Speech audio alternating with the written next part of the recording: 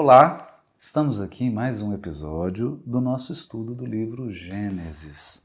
E se você acompanhou o episódio anterior, nós comentávamos sobre o que representa Eva e Adão nesse relato do capítulo 3 do livro Gênesis.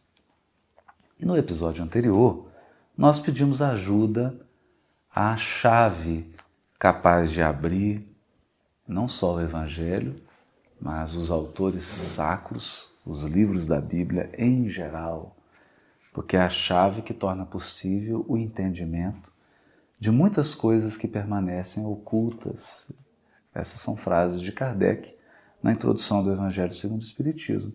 E é lá no Evangelho segundo o Espiritismo que nós fomos buscar recursos interpretativos, ou melhor, chaves de leitura, porque o texto pode ser lido de diversas perspectivas, mas essas perspectivas que utilizam a codificação e a obra subsidiária ligada à codificação é para nós de um valor muito grande na apreensão do sentido espiritual dos textos do Gênesis. E nós, tentando entender o que se esperava de Adão e de Eva, nós lemos o Evangelho segundo o Espiritismo, especialmente no capítulo 9, que é o capítulo Bem-aventurados os mansos e os pacíficos.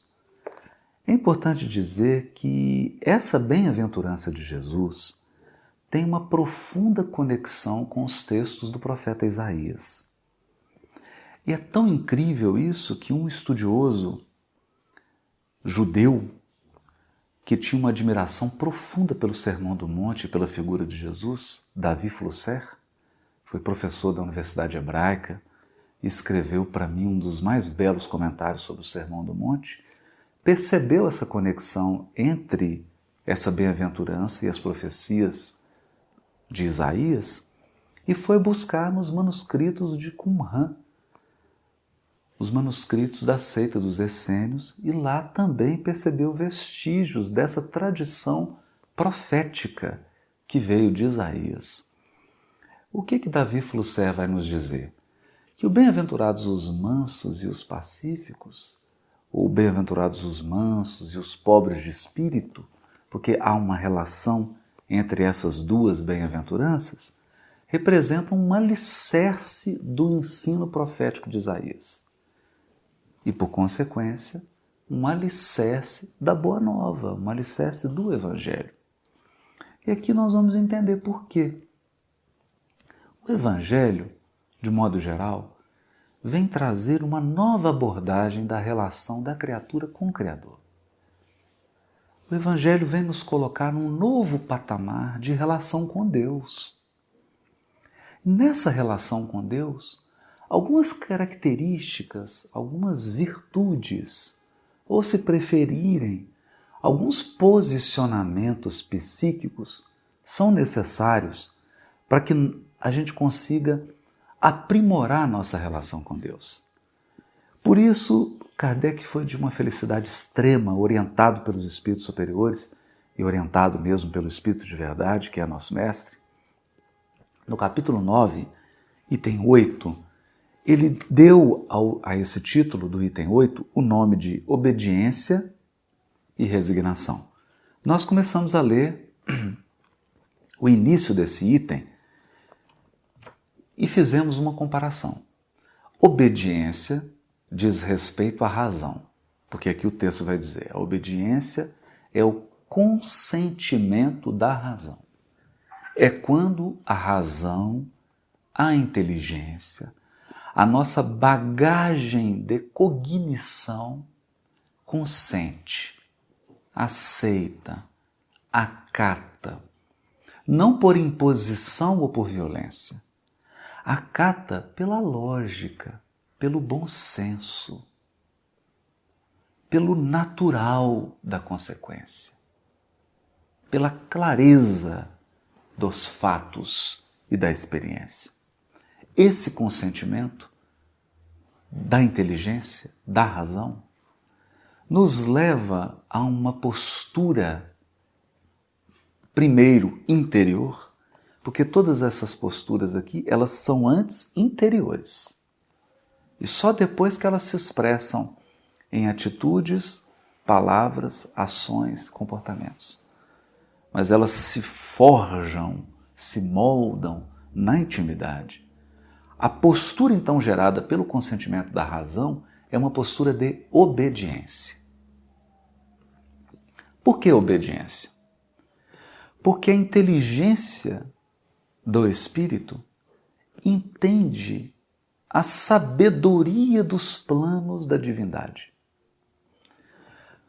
Quando nós vivemos uma situação, quando nós estamos passando por uma experiência e compreendemos que por trás das aparências, por trás do aparente acaso, por trás do aparente caos das circunstâncias e dos fatos, há uma sabedoria infinita que silenciosa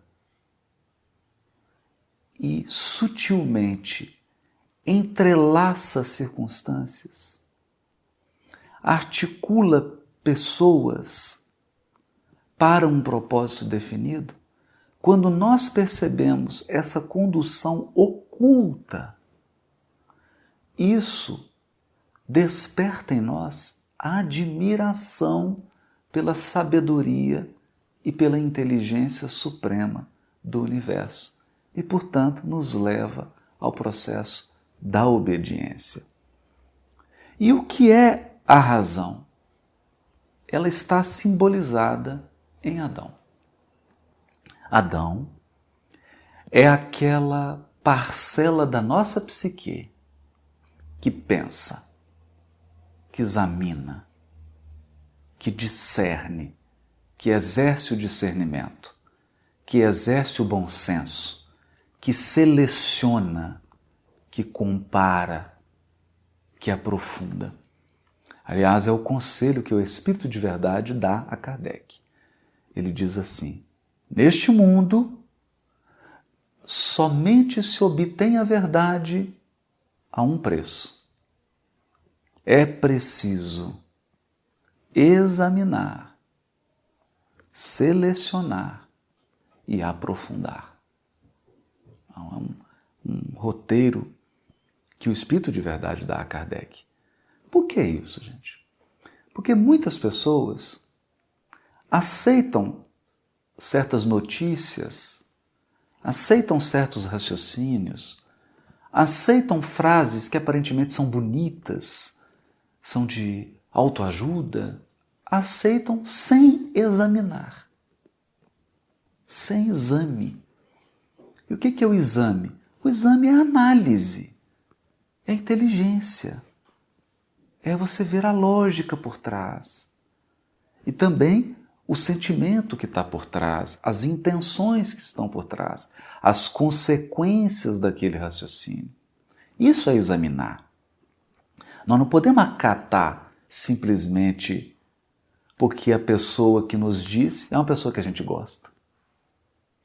Nós não podemos acatar como certo algo só porque a pessoa que praticou o ato é uma pessoa que a gente ama. Nós não podemos acatar uma ideia só porque nós temos uma simpatia por quem está falando. É preciso o exame.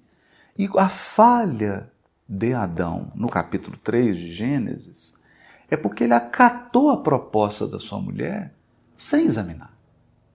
Ele não se deu ao trabalho de exercer a sua função. Porque a função de Adão, entenda, aqui nós não estamos falando do Adão pessoa, criatura ou comunidade. Nós estamos falando do Adão íntimo. O Adão como aquela parcela do nosso psiquismo que representa a cognição, a inteligência.